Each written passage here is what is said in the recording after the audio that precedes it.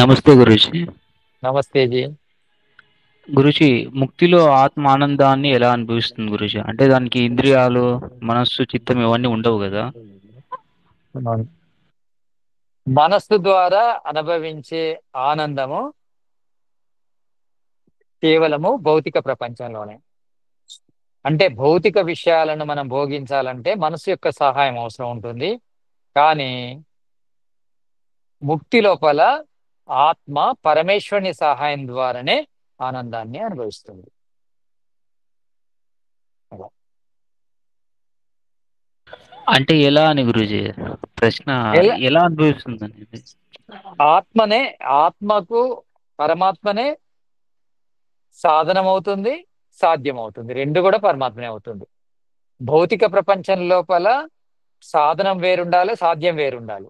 కానీ ఆధ్యాత్మిక ప్రపంచం లోపల సాధన సాధ్యము ఒకటే, పరమాత్మ. అలా. ధన్యవాదాలు గురూజీ. ఓకేనండి. ఇంకా నమస్తే గురూజీ. నమస్తే జీ. గురూజీ, ఇప్పుడు శుక్రకణము స్త్రీ పురుష సంయోగ అది కలయిక అయినప్పుడు మరి జీవుడు అప్పుడే ప్రవేశించిన తర్వాత కదా జైగోటి ఏర్పడిన తర్వాత అప్పుడు మళ్ళీ ఆత్మ వేరే ప్రవేశిస్తుంది అనడం అనేది మాకు అర్థం అవ్వదు గురూజీ. అదేంటిది? సరే, జైగోట్ అంటే ఆత్మ. ఇప్పుడు ఇదేమో ఆత్మలు జరిపే క్రియ. అంటే స్త్రీ సంయోగ బీజము, పురుష సంయోగ బీజము కలిసిన తర్వాత, అంటే వీళ్ళు ఆరోగ్యంగా ఉంటేనే, అంటే శుక్రకణము అండము ఆరోగ్యంగా ఉంటేనే సంయుక్త బీజం ఏర్పడుతుంది. ఈ సంయుక్త బీజం ఏర్పడే ప్రాసెస్ అనేది మన చేతిలో ఉంది. తర్వాత జరిగేది పరమేశ్వరుడు ప్రవేశిస్తాడు. అంటే ఇది సంయుక్త, అంటే ఫలదీకరణం చెందితే, ఫెర్టిలైజేషన్ జరిగితేనే అందులో ఆత్మ ప్రవేశిస్తుంది. ఆత్మ ప్రవేశిస్తేనే అభివృద్ధి జరుగుతుంది, లేకుంటే జరగదు. అలా ఆత్మ సూక్ష్మ శరీరము తర్వాత ప్రాణం ప్రవేశిస్తుంది. ఆత్మ సూక్ష్మ శరీరము ఒకేసారి ప్రవేశిస్తాయి. అవి రెండు. ప్రవేశిస్తేనే ఆ పిండం లోపల ప్రాణం ఉత్పత్తి అవుతుంది. అలా. సరే గురూజీ. గురూజీ, ఇంకొకటి ఏంటంటే ఇప్పుడు దీనికి సంబంధించింది కాకపోయినా ఏ త్రిసప్తాహ పర్యంతి ఉంది కదా గురూజీ మంత్రం. అథర్వణ మంత్రం, మొదటి మంత్రము. ఏ త్రిసప్తాహ పర్యంతి విశ్వారూపాన్ని ప్రధాన మంత్రంలో ఈ త్రిసప్తాహ అనేది ఇది 3 సత్వరజ తమో గుణాలు 3,21 తత్వాలతో ఈ సృష్టి కారణం నుంచి కార్యంగా మారిందని చెప్పేసి దాంట్లో రాసింది చదివాను నేను.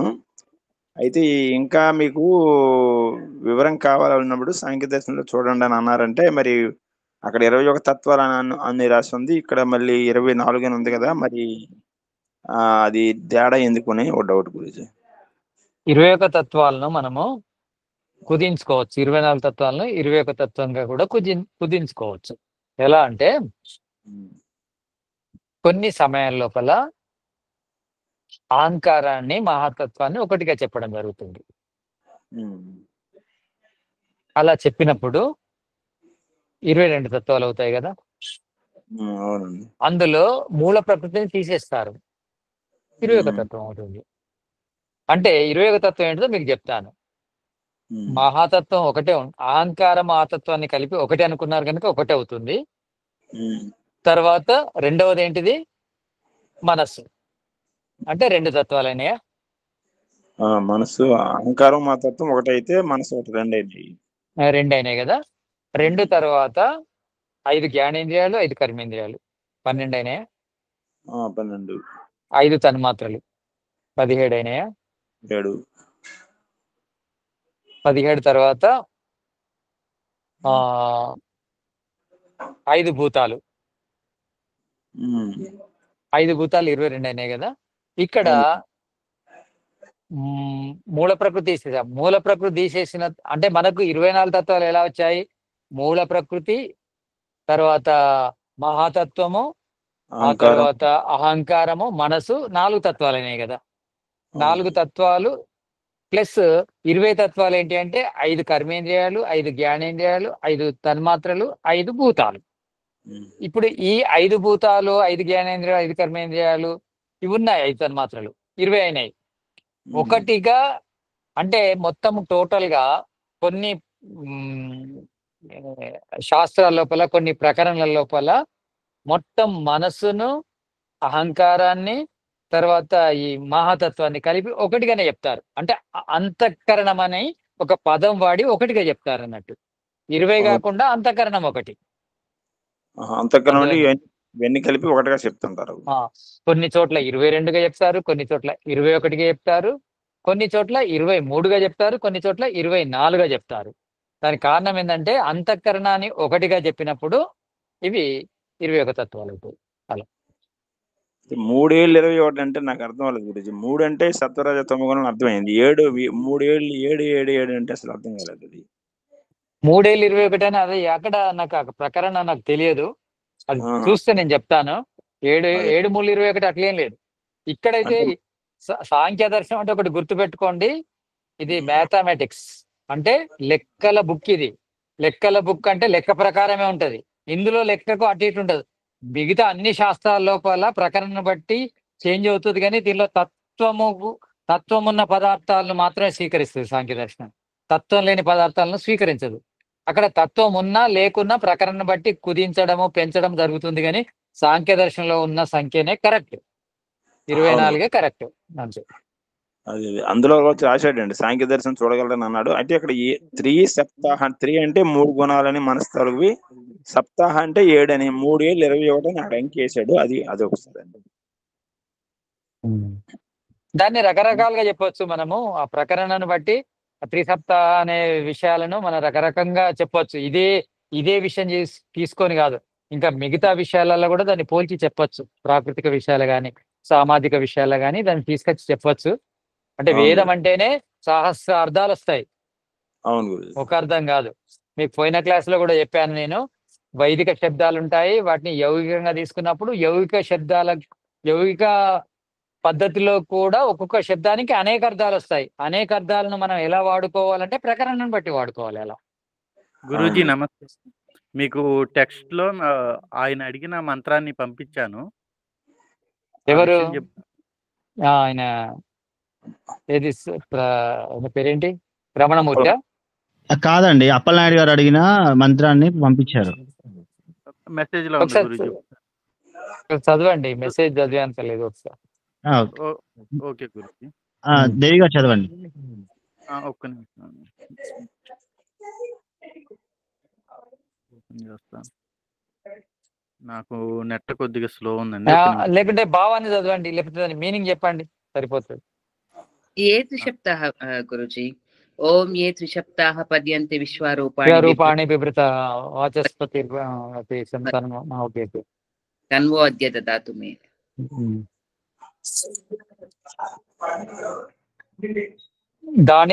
దాంట్లో ఈ పదార్థ అర్థము గురుజీ, పదార్థం యొక్క అర్థం ఏమన్నారంటే ఏ త్రిసప్తాహ, త్రిసప్తము వలన అంటే 3 మరియు 7, 3 + 2, 3 × 3 అని ఇచ్చారు. ఒకటి వచ్చేసి 3 మరియు 7లో 3 లోకములు, పృథివీ, అంతరిక్షము, ద్విలోకము, వాటి అధిష్టాతములైన అగ్ని, వాయు మరియు ఆదిత్యుడు. 3 కాలములు అంటే భూత, భవిష్యత్తు మరియు వర్తమానము. ప్రకృతి యొక్క 3 గుణములు సత్వము, రజస్సు మరియు తమస్సు. వీటి వలన జరుగు 3 కార్యములు సృష్టి, స్థితి మరియు లయము. 3 ఆది పదార్థములు అని ఇక్కడ వరకు వచ్చింది. కట్ అయిపోయింది. అదే ఇట్లా అన్నిటిని 3 ఇచ్చుకుంటూ వెళ్ళారు. అవును, మనం ఏదైనా 3 అంటే 3 లోకాలు తీసుకోవచ్చు. 3 త్రైవిద్య, 3 వేదాల జ్ఞానం కూడా 4 వేదాల జ్ఞానం 3 రకాలుగా ఉంటుంది. అంటే జ్ఞాన, కర్మ, ఉపాసన త్రైవిద్యం తీసుకోవచ్చు. సత్వరజ తమో గుణాలను తీసుకోవచ్చు. అదే విధంగా 7 లోకాలంటే మీకు ఇంతకు ముందు చెప్పాను ఒకసారి. 7 లోకాలంటే 7 లోకాలంటే భూహు, భోహ, స్వహ, మహా, జనహ, తపహ, సత్యం అనే లోకాలు ఉంటాయి. 7 లోకాలను తీసుకోవచ్చు. 7 లోకాలు కూడా 3 ఈ ద్విలోకము, అంతరిక్షము, పృథ్వీలోకంలోనే కలిసి ఉంటాయి. పృథ్వీలోకంలో ఇన్ని లోకాలు, అంతరిక్షంలో ఇన్ని. అంటే జనరల్గా ఏం చెప్తారంటే ఇది కూడా రకరకాలుగా విభజన ఉంది, వర్గీకరణ ఉంది. పృథ్వీ ఒక లోకము, అంతరిక్షం ఒక లోకము, ద్విలోకాలు 5. ఇవి 7 లోకాలు అవుతాయి. ఇది కూడా చెప్పాను ఒకసారి లోకాల గురించి. అలా 7 లోకాలు, 3 లోకాలను తీసుకోవచ్చు, 3 గుణాలు తీసుకోవచ్చు, తర్వాత 3 రకాల విద్యను తీసుకోవచ్చు, సృష్టి, స్థితి, లయాన్ని 3టిని తీసుకోవచ్చు. ఇవి అన్నిటి లోపల కూడా ఉన్నది ఈశ్వరుడే. క్లియర్గా ఉంది కదా అర్థం? గురుజీ అదే ఇంకా ఇంతకు ముందు నేను అప్పుడు చదివింది పోప్దేవ్ గారి దాంట్లో జ్ఞానేంద్రియాలు 5, కర్మేంద్రియాలు 5, పంచ తన్మాత్రలు, పంచ ప్రాణాలు మొత్తం 20 ప్లస్ 1 మనసు 21 ప్రతి మారుతుంటాయని కూడా అందులో రాసినట్టు చదివినట్టుంది గురుజీ. 21 అంటే 21వ మనసు అని మొత్తం అంతఃకరణాన్ని తీసుకొని మనసు అనొచ్చు, అంతఃకరణం అనుకోవచ్చు, చిత్తం అనొచ్చు.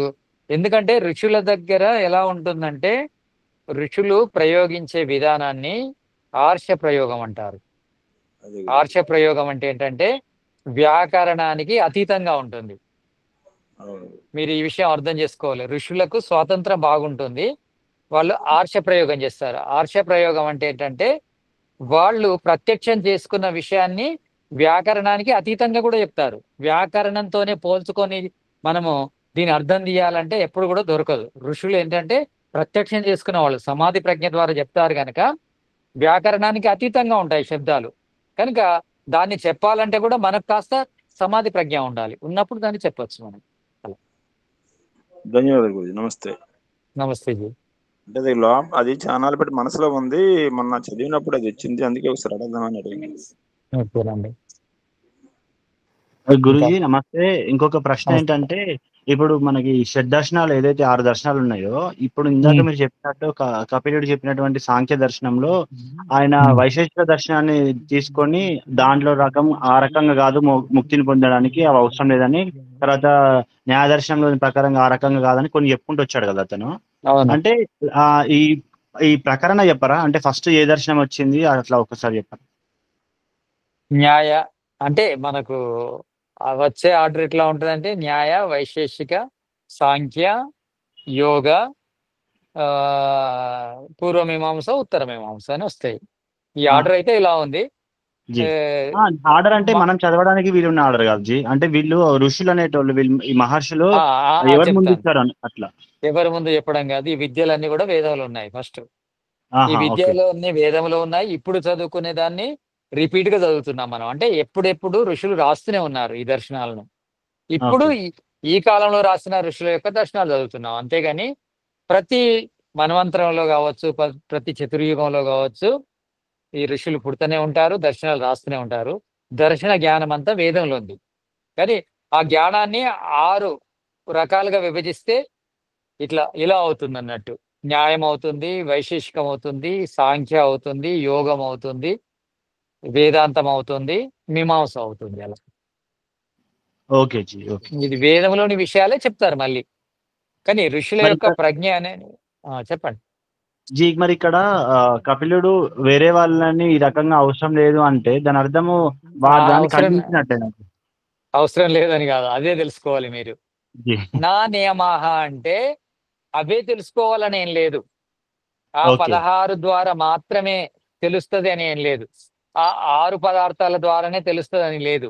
అవి 6ను తెలుసుకోకున్నా 16ను తెలుసుకోకున్నా ఒక ఆత్మ మూల ప్రకృతి యొక్క తత్వ జ్ఞానాన్ని తెలుసుకుంటే సరిపోతుంది, యథార్థ జ్ఞానాన్ని తెలుసుకుంటే సరిపోతుంది, వివేక జ్ఞానాన్ని తెలుసుకుంటే సరిపోతుంది. అట్లా ఈ 6 మార్గాలలో ఏ రకంగా తెలుసుకుంటే సరిపోతుంది, అంతేగాని ఒకదానొకటి ఖండించినట్టు కాదు. అదే ఆ 6 పదార్థాల గురించి చదివితేనే ముక్తి లభిస్తుంది అని లేదు. ఆ 16 పదార్థాల గురించి తెలుసుకుంటేనే ముక్తి లభిస్తుంది అని లేదు. సాంఖ్య దర్శనంలో చెప్పినట్టు 2 పదార్థాల గురించి తెలుసుకున్న ముక్తి లభిస్తుంది. ఏంటివి? మూల ప్రకృతి, ఆత్మ గురించి. ధన్యవాదాలు గురుజీ. ఇప్పుడు సాంకల్పికము, సాంస్కృతికం అన్నారు కదా గురుజీ. సాంకల్పికము అనేది అది 4 ఋషులు అన్నటువంటి వారు సాంకల్పికము, సాంస్కృతికం అనే దాని గురించి 2 అమైతున సృష్టి అంటారా, లేకపోతే ఇది వేరే వేరే అంటారా? 2 అమైతున సృష్టి. సాంకల్పికము అంటేనేమో ఈశ్వరుడు కొంచెం మంచిగా డిజైన్ చేస్తాడు వాళ్ళని. ఎందుకంటే 4 వేదాలు చదవాలంటే వాళ్ళ కళ్ళు కానీ, చెవులు కానీ, ముక్కు కానీ, నాలుక కానీ, చర్మం కానీ, చేతులు కానీ ఇవన్నీ ఒక రకంగా ఉండాలి. ఎందుకంటే అంత గొప్ప విద్యను వాళ్ళ మస్తిష్కంలో ప్రకటిస్తున్నప్పుడు ఆ శరీరం తట్టుకోవాలి దాన్ని. ఆ విధంగా నిర్మాణం కూడా జరుగుతుంటుంది. శరీరం కానీ మస్తిష్కం కానీ అనుకూలంగా నిర్మిస్తాడు ఆ 4 దేహాలకు. దాన్ని సాంకల్పికం అంటారు. మిగతా అని సాంసిద్ధికము. సాంసిద్ధికం అంటే అమైత్ర సృష్టి ద్వారా. అన్ని అమైత్రమే, అన్ని పార్థివమే. చెప్పాను కదా చివరి సూత్రం ఏంటి, అన్ని పార్థివమే. సాంకల్పం అనేది సాంకల్పికం అనేది నలుగురు ఋషుల తాలూది, సాంస్కృతికమైనటువంటిది మిగిలినటువంటి మొదటిసారిగా ఏర్పడ్డ పుట్టబడినటువంటి శరీరాలు, అమైత్ర స్థితిలో ఏర్పడ్డ శరీరాలు అన్ని శరీరాలు. కూడా. ఇది ముందు అది వెనకాలని, ఇది ఫస్ట్ మొదట సాంస్కృతికం తర్వాత సాంకల్పికం అంటారా గురుజీ? మొదలు సాంసిద్ధికం తర్వాతనే సాంకల్పికం వస్తుంది కదా. దాంట్లో అంటే సాంస్కృతికం సాంకల్పికం ఒకటేసారి జరుగుతాయి. ఎందుకంటే ఫస్ట్ ఒక రకంగా చెప్పాలంటే సాంకల్పికమే మొదలు జరుగుతుంది ఇంకా సాంసిద్ధికం కంటే కూడా. ఎందుకంటే వాటినే ఫస్ట్ వాళ్ళనే మొదలు నిర్మిస్తాడు ఈశ్వరుడు. వాళ్ళే మొదలు రావాలి కదా. కళ్ళు ఉన్న వాళ్ళు, దారి తెలిసిన వాళ్ళే మొదలు బయటికి రావాలి. అలా యుక్తి ప్రకారం వాళ్ళే మొదలు పుడతారు. ఇంకొకటి వీరికి శివంజీకి వచ్చిన అనుమానం ఏంటంటే, న్యాయ దర్శనంలోని తర్వాత వైశేషిక దర్శనంలోని తీసుకొని ఇందులో వచ్చింది కనుక సాంఖ్య దర్శనం వాటి తర్వాత రాసింది అనేది అర్థం అవుతుంది కదా శివంజీ. అది కూడా అంతే. మరి నిజానికి కూడా మనకు న్యాయ వైశేషిక తర్వాతనే సాంఖ్య వచ్చింది, అలా అనుకున్నా. అయితే నేను కూడా న్యాయాన్ని మొదలుపెట్టి తర్వాత వైశేషిక పెడితే ఏంటంటే, మీకు కొన్ని ఏళ్ళు గడుస్తుండే అబ్బా ఇదేం సబ్జెక్ట్ అనుకుంటారని అలా పెట్టకుండా యోగకు దగ్గరున్న సబ్జెక్ట్ తీసుకున్నా నేను. అంతేకాకుండా యోగాను కొంత లైట్ గా చెప్పాను కనుక సాంఖ్య తీసుకోవడం జరిగింది. యాక్చువల్ యోగా ఇంట్రడ్యూస్ కాకుంటే యోగ దర్శనే మొదలు పెట్టేది. ఎందుకంటే సాధారణ మానవులకి అందరికీ అర్థమయ్యేది, పరిచయం ఉన్న సబ్జెక్ట్ ఏంటంటే యోగ దర్శనమే. నేను కూడా ఏమనుకుంటున్నా అంటే, యోగ దర్శనం ఎంత తొందరగా ప్రారంభిస్తే అంత బాగుండా అనే భావనలోనే ఉన్నాను. అందుకే తొందరగా సాంఖ్య దర్శనాన్ని కంప్లీట్ చేశాను. నాకు తెలిసి ఇంకొక వారం 2 వారాల్లో క్లోజ్ చేస్తాను. తర్వాతి వారాల నుంచి ఇంకా యోగ దర్శనం ఉంటుంది. హ్యాపీగా ఎంజాయ్గా ఫీల్ కావచ్చు మీరు అందరు. ఈ రెండు దర్శనాల్లో ఇప్పుడు యోగ దర్శనంలో మొదట సమాధి పాదము తర్వాత సాధన పాదం పెట్టినట్టుగా ఈ దర్శనాల్లో మొదట కఠినమైనటువంటి సాంఖ్య దర్శనం చెప్పిన తర్వాత అయితే మీరు అన్నట్టు యోగ దర్శనం శుభ్రంగా అర్థం అవుతుందని. అంటే ఋషుల పద్ధతి ఎలా ఉండేదంటే మొదలు సంక్లిష్టమైన విషయాలు చెప్పేది. అందుకే యోగ దర్శనాన్ని తీసుకున్న మొదలు సమాధి పాదం ఉంటది. జనరల్ గా సమాధి 8వ అంగం. అంటే యమ నియమ ఆసన ప్రాణాయామ ప్రత్యాహార ధారణ ధ్యాన సమాధి. కానీ ఆ సమాధి పాదం మొదలు పెట్టాడు. అక్కడ కూడా డిస్కషన్ వస్తుంది మనకు. ఎందుకు ఇలా మొదలు పెట్టాడు ఋషి అంటే, ఎప్పుడైనా కానీ ఋషులు మొదటి టైము ఉన్నతమైన వ్యక్తులకు ఇస్తే, ఉదాహరణకి సమాధి పాదము రచించే సమయంలోనే ఋషి యొక్క పని ఆగిపోయింది అనుకోండి, తన ముక్తిలోకి వెళ్ళిపోయాడో, తన ప్రారంభం అయిపోయిందో, లేదా ఏదైనా ప్రపంచం లోపల విపత్తు జరిగింది అనుకోండి. కానీ అందుకున్న వాళ్ళు, మొదటి వరుసలో ఉన్న వాళ్ళు ఈ సమాధి పాదం ద్వారా మిగతా 3 పాదాలను కూడా నిర్మించవచ్చు. అలా అంటే వాళ్ళది ఎట్లా ఉంటుంది అంటే, మొదటి సూత్రం ఒకటి చాలు మొత్తం శాస్త్రాన్ని రాయడానికి అన్నట్టు ఉంటుంది. మొదటి చాప్టర్ ఒకటి చాలు మొత్తం శాస్త్రాన్ని రాయడానికి అన్నట్టు వాళ్ళు అదే రేంజ్ లో వెళ్ళిపోతుంటారు. మొదటి సూత్రం స్టాండర్డ్ ఉంటుంది, మొదటి చాప్టర్ స్టాండర్డ్ ఉంటుంది. అలా ఋషుల యొక్క విధానం అది. మనం కూడా వాళ్ళని ఫాలో అవుతూ సాంఖ్య దర్శనం మొదలు పెట్టడం జరిగింది. ఇంకా సాంఖ్య దర్శనం చెప్పకుండా ఆగిపోయినా ఈ సాంఖ్య దర్శనం విన్న మేధస్సున్న వాళ్ళు మిగతా దర్శనం అన్నింటినీ ఈజీగా అర్థం చేసుకోవచ్చు. అలా గురుజీ ఇప్పుడు అంటే వింటుంటే మళ్ళీ తెలిసినట్టు ఉంటుంది. ఒక్కోసారి ఇది అనిపిస్తుంటది. ఇప్పుడు మనకి మిగిలిన జీవరాశులకి, మానవుడికి మిగిలిన జీవరాశులకి తేడా ఏంటంటే, కేవలం బుద్ధి చేతనే వేరు చేయబడ్డాడు అనే మాట అనేటప్పుడు వాటిలో జీవాత్మ ఉంటుంది, మనకి జీవాత్మ ఉంటుంది. మరి వాటికి మనసు ఉంటుందా ఉండదా అని జీవాత్మలకి మిగిలిన వాటికి కూడా ఇక్కడ ఏంటంటే, ఇక్కడ ఇది కూడా ఒక విషయం వస్తుంది. స్థూల శరీరం లోపల అంటే దేహము లోపల బుద్ధి అంతర్గతం ఉంటుంది, బహిర్గతం ఉంటుంది. అంటే వృక్షాలకు అంతర్గత బుద్ధి ఉంటుంది కానీ బాహ్యగతి బుద్ధి ఉండదు. అంటే బాహ్య బుద్ధి ఉండదు. బాహ్య బుద్ధి లేకపోవడం వల్ల అవి భోగాన్ని అనుభవిస్తున్నాయా అనుభవిస్తలేవా అనేది మనకు అర్థం కాదు. కానీ సూక్ష్మ శరీరంలోని బుద్ధి ఉంటుంది, సూక్ష్మ శరీరంలో బుద్ధి ఉండదు. దానివల్ల మనం ఏమైనా స్థూల శరీరంలో ఉండదు కనుక సూక్ష్మ శరీరంలో కూడా ఉండదు కావచ్చు అని అనుకుంటాం. కానీ సూక్ష్మ శరీరంలో ఉంటుంది బుద్ధి. అలా అంటే మనము ఈ బయటికి వాటి ఫీలింగ్స్ ఏం తెలియకపోవడం వల్ల వాటికి వాటిలో అసలు మనసు లేదనుకుంటాం, కానీ మనసు ఉంటుంది. అంటే అది మనసు కూడా వస్తుంది. అవునండి. అదే అంటే సూక్ష్మ శరీరం కూడా వాటికి ఉండదు గురూజీ. సూక్ష్మ శరీరంలో అన్ని ఉంటాయి. స్థూల అవి శరీరం లోపల ఈ గోలకము, మెదడు అనే గోలకం ఉండదు కనుక మనకు వాటి యొక్క ఫీలింగ్స్ బహిర్గతం కావు. అలా అది కూడా గురూజీ మనకి ఇక్కడ వస్తుంది. అంతర్గతంగా కానీ బహిర్గతంగా ప్రకటించబడదు కానీ మనసు ఇప్పుడు సూక్ష్మ శరీరం మనలాగా స్థూల శరీరం అన్ని ఉంటాయి వాటిలో గురించి. అన్ని ఉంటాయి, అన్ని ఉంటాయి. నా స్థూలం ఇది ఓకే. అంటే స్థూల శరీరము ఉండనంత మాత్రాన వాటి లోపల మనసు లేదు అనుకోకూడదు. అంటే స్థూల శరీరం లోపల గోలకం ఉండనంత మాత్రాన మనసు లేదు అనుకోవద్దు. లోపల ఫీలింగ్స్ ఉంటాయి. దీన్ని అంతర్బుద్ధి, బాహ్య బుద్ధి అంటారు. బాహ్య బుద్ధి ఉండదు కానీ అంతర్బుద్ధి ఉంటుంది. అంతర్గతంగా వాటి ఫీలింగ్స్ ఉంటాయి. మనలాగా ప్రకటన కాపాడవు కాబట్టి అవి అవి అంతర్గతంగా అంటే వాటి ప్రకటన అనేది మనకు కనిపించదు, ఎందుకంటే బాహ్య బుద్ధి లేదు కనుక. అంతర్బుద్ధి వల్ల మనకు బయటికి కనిపించవు. అది కూడా మనకు ఎక్కడో వచ్చింది ఆ విషయము. స్వభావ సంబంధం సరే, అంతే విషయం అదే గాని. ధన్యవాదాలు. గురుజీ దేవి గారు మీ ప్రశ్న అడగండి. గురుజీ దేవి గారు ఒక్క నిమిషం అండి. నేను శ్యామల్ గురుజీ వినిపిస్తుందా అండి నా మాట? వినిపిస్తుందండి. గురుజీ ఇప్పుడు కళ్ళు లేని వాళ్ళు, బ్లైండ్ పీపుల్స్ ఉంటారు కదా గురుజీ, కళ్ళు లేని వాళ్ళు, వాళ్ళకి రూపం కనపడదు కదా గురుజీ. అంటే సూక్ష్మ శరీరంలో ఉన్న ఏవి నాశనం కదా, వాళ్ళ సూక్ష్మ శరీరంలో రూపం కనిపిస్తుందా గురుజీ మరి కళలు వచ్చినప్పుడు వాళ్ళకి? సూక్ష్మ శరీరము భావాన్ని కలుగజేస్తుంది. అంటే ఇప్పుడు మీరు మాట్లాడుతుంటే మీరు ఫలానా భావము వాళ్ళకు ఒకటి ఉత్పత్తి అవుతుంది లోపల.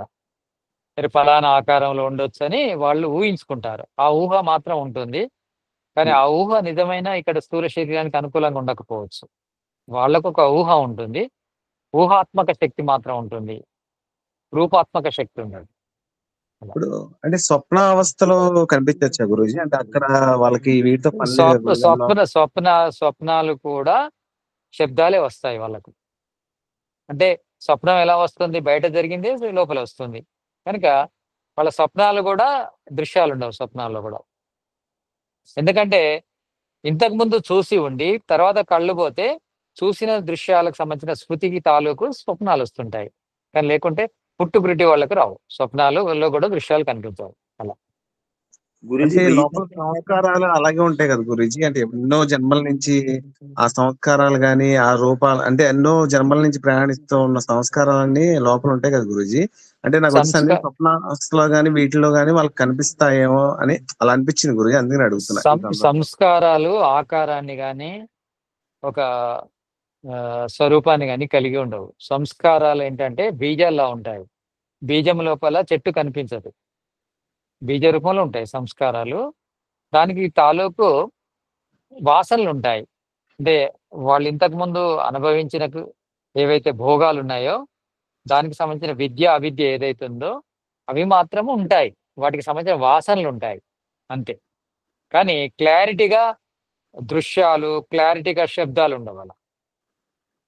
సంస్కారం లోపల క్లారిటీ శబ్దాలు, ఫలానా శబ్దము, ఫలానా దృశ్యం అని అలా ఉండవు. సంస్కారంలో రూపాలు అంటే రూపాలు ఉండవు గురూజీ.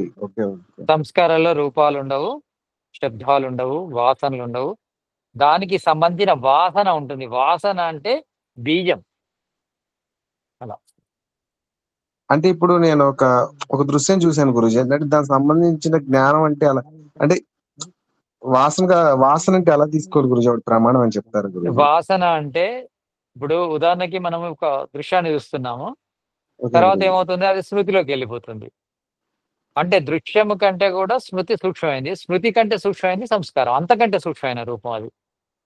అలా అంటే దానికి సంబంధించి ఇప్పుడు దృశ్యము అనేది జ్ఞాన రూపంలోకి మారింది. జ్ఞాన రూపంలోకి మారితే స్మృతిలో ఉంటుంది.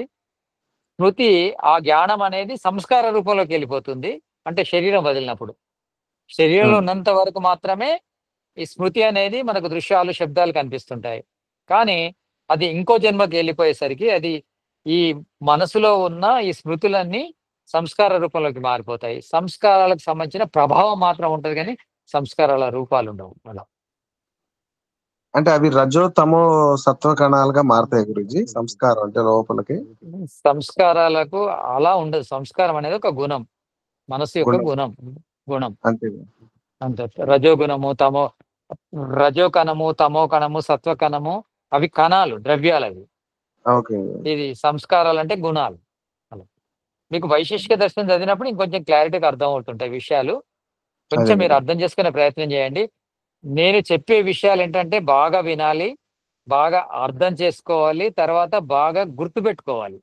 గుర్తుపెట్టుకుంటే ఇప్పుడు నేను చెప్పే విషయాలు గుర్తుపెట్టుకుంటే ఇంకొక ప్రశ్నకు ఇందులో కాస్త సమాధానం దొరుకుతుంది, మిగతాది అడగొచ్చు మీరు. అలా అలాగే గురుజీ. అదే అంటే ఈ సందేహం వస్తుంది గురుజీ 3 రోజుల నుంచి నాకు కూడా. ఇప్పుడు ఈ సందర్భం వచ్చింది కాబట్టి అడగాలి, తప్పకుండా అడగాలి. నేను అడిగిన విషయాలు అడిగినా పర్వాలేదు, మీరు జ్ఞాపకం ఉంచుకోవడం కోసం కూడా ప్రయత్నం చేయండి. నేను చెప్పేది ఏంటంటే మనం ఒక విషయాన్ని చదువుతున్నప్పుడు అది గుర్తుంటే రెండో విషయము, ఈ గుర్తున్న విషయము ఆ రెండో విషయానికి మనకు సహాయం చేస్తూ ఉంటుంది. అలా ఇప్పుడు ఒక వ్యక్తి మేధావి కావాలంటే చదువుకున్న విషయాలన్నీ మర్చిపోతున్నాడు అనుకోండి.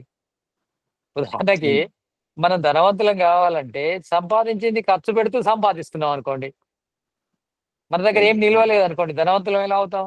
అదే విధంగా చదువుతున్నాం మర్చిపోతున్నాం అనుకోండి, కొత్త విషయాలు చదువుతున్నాం కానీ పాత విషయాలు మర్చిపోయాం అనుకోండి, అప్పుడు మనలో మేధస్సు పెరగదు. కనుక చెప్పిన విషయాలన్నీ కూడా మనం సూక్ష్మ రూపంలో మార్చుకుంటూ ఉండాలి. అంటే బీజ రూపంలో మార్చుకొని భద్రంగా వాటిని మన స్మృతి పథంలో ఉంచుకోవాలి. అలా ఉంచుకున్నప్పుడు ఏంటంటే ఈ స్మృతిలో ఉన్న విషయాలు రేపు చదవబోయే జ్ఞానానికి బాగా సహాయం చేస్తుంటాయి. మనకు చదివే విషయం కంటే కూడా అధికంగా అర్థం అవుతుంటుంది. కానీ చదివిన విషయాలు మర్చిపోయినప్పుడు చదివే విషయం, కొత్త విషయము మనకు పూర్తిగా అర్థం కాదు. కానీ జ్ఞాపకం ఎక్కువ ఉంటే చదివే విషయం కంటే ఎక్కువ అర్థం అవుతుంది. అలా కానీ అందుకే జ్ఞాపక శక్తి చాలా ముఖ్యం. అందుకే కొన్ని షార్ట్స్ కూడా పెడుతుంటా నేను, జ్ఞాపక శక్తి ముఖ్యం అని. అదే గురుజీ, నాకు మీరు చెప్పింది అర్థమైంది కానీ క్లియర్ గా ఇంకా డౌట్ అయితే ఉంది గురుజీ. అర్థం చేసుకోవాలి. ఇప్పుడు అలాగే. అర్థమైందా? అదే గురుజీ, అంటే సంస్కారం అంటేనే కొంచెం అంటే అందుకే ఇప్పుడు మనం దేనికైనా మనం బయట చూసిన పదార్థాలు అయితేనే అర్థమవుతాయి. బయట చూడని పదార్థం కొత్తది వచ్చింది అనుకోండి, అందుకే అర్థం కానట్టు అనిపిస్తుంది. సంస్కారము అనేది మెమోరీ కంటే సూక్ష్మమైంది. మెమోరీ ఉంది, ఒక చిప్పులో మెమోరీ ఉంటుంది. ఒక మెమోరీ చిప్ లోపల మెమోరీ ఉంటుంది కదా, అది ఏ రూపంలో ఉంది మీకు తెలుసా? తెలియదు కదా. అదే విధంగా సంస్కారం కూడా తెలియదు, అలా ఉంటుంది అది చిత్తం లోపల. దాని రూపం కింద చూడకూడదు, దాని రూపం కింద చూడకూడదు. శబ్దానికి అదే ఈ మన పంచ జ్ఞానేంద్రియాలకు సంబంధించింది మనం కాదు. ఏ విషయం విన్నా దానికి ఒక రూపాన్ని కల్పించుకుంటేనే అది అర్థమవుతుంటది. ఆ రూపాలను కల్పించకుండా అర్థం చేసుకునే సామర్థ్యాన్ని పొందాలి మనం. ఇది ప్రాబ్లం ఇక్కడ. అదే దానికి ఒక రూపాన్ని కల్పించుకుంటాం కనుక అర్థం అవుతుంది. రూపకల్పన జరగలేదు అనుకోండి, అర్థం కాదు. ఏదో ఒక రూపాన్ని మనం కల్పించుకోవాలి. ఏ రూపం మనకు కల్పించుకోవడానికి వీలు కానప్పుడు ఏదో ఒకటి అనుకోవాలంటే, అనుకొని అలా అర్థం చేసుకోవాలి. అదొక సూక్ష్మ రూపం సంస్కారం అనేది, స్మృతి కంటే సూక్ష్మమైంది. అలా. నమస్తే అమ్మా. ఏమనిపిస్తుందంటే సంస్కారాల్ని అంటే మా మెడికల్ సైంటిఫిక్ గా జెనెటిక్ మెటీరియల్ అనే భావిస్తేనే బెటర్ అనిపిస్తుంది, జీన్స్ లెవెల్ కదండి గురుజీ? అయితే జీన్స్ ను ప్రభావితం చేసేవి సంస్కారాలు. అంటే ఇప్పుడు జీన్స్ అనేది పృథ్వీతత్వం, అంటే పృథ్వీతత్వం మీన్స్ భూతాత్మకము. తర్వాత సంస్కారాలు అనేటివి భూతాత్మకం కావు. సంస్కారాలు అది గుణాత్మకం. ఆ గుణాలకు అనుకూలంగానే జీన్స్ వస్తాయి కనుక మనకు జీన్స్ ను అర్థం చేసుకోవడం ఈజీ, గుణాలను అర్థం చేసుకోవడం. జీన్స్ అనుకొని అర్థం చేసుకోవచ్చు. అర్థం చేసుకుంటూ మనం జీన్స్ అనుకొని మనం జీన్స్ ఆధారంగా సంస్కారాలను రూపకల్పన చేసుకొని తర్వాత మనం ధ్యానం చేస్తుంటే సంస్కారాలు కూడా అర్థమవుతాయి. అలా మనం ఎట్లయితే విగ్రహాన్ని ఆధారం తీసుకొని నిరాకార తత్వాన్ని ఉపాసించినట్టే అలా. అంటే సంస్కారాలకు ఆకారం ఇస్తే అది జీన్సే. అది ఇప్పుడు ఒకే ఫ్యామిలీలో ఆ, ఒక అక్క చెల్లెలు అన్న తమ్ముళ్ళలో ఎంతో డిఫరెంట్ సంస్కారాలు ఉంటాయి. ఉంటాయి. సో దానికి కారణం అంటే జీన్స్ ఆర్ జెనెటిక్ కాంపోజిషన్ కదా. సో అలా అవును, అలా అనుకోవచ్చు అనేసి అలా అనిపిస్తుంది. అనుకోవచ్చు. మనము ఇప్పుడు సూక్ష్మతత్వాలను తెలుసుకోవాలన్నా స్థూలతత్వం నుంచే పోవాలనే చదువుకుంటున్నాం కదా. ఇప్పుడు అవును. శరీరం గురించి అర్థం కానిది సూక్ష్మ శరీరం అర్థం కాదు. స్థూల శరీరం నుంచే వెళ్ళాలి సూక్ష్మ శరీరంలోకి. అదే విధంగా భూతాలను తెలుసుకుంటేనే తన్మాత్రలు అర్థం అవుతాయి. ఎస్. మహాతత్వాన్ని తెలుసుకుంటేనే మూల ప్రకృతి అర్థం అవుతుంది. ఆత్మను తెలుసుకుంటేనే పరమాత్మ అర్థం అవుతాడు. అంటే ఏదైనా స్థూల నుంచి సూక్ష్మం అయిపోయి వెళ్ళాలి. సూక్ష్మం మొదలు తెలియదు. అదే విధంగా సంస్కారాల గురించి అర్థం కావాలంటే దాని స్థానం లోపల జీన్స్ ని పెట్టుకొని అలా అర్థం చేసుకుంటూ వెళ్ళాలి. అది బెస్ట్. తర్వాత గురూజీ మీరు ఇది చెప్పారు చూడండి, అదే ఎంబ్రియో ఫర్టిలైజేషన్, అండం, శుక్లకణం ఇది. సో మీరు చెప్పింది చాలా కరెక్ట్. ఆ ఏ క్షణం ఫర్టిలైజేషన్ అవుతుందో జైగోట్ అప్పటి నుంచినే ప్రాణం ఆర్ ఆత్మ ఉన్నట్టే లెక్క. అది లేకపోతే అది కొన్నిసార్లు బ్లైటెడ్ ఓమ్ అంటాం.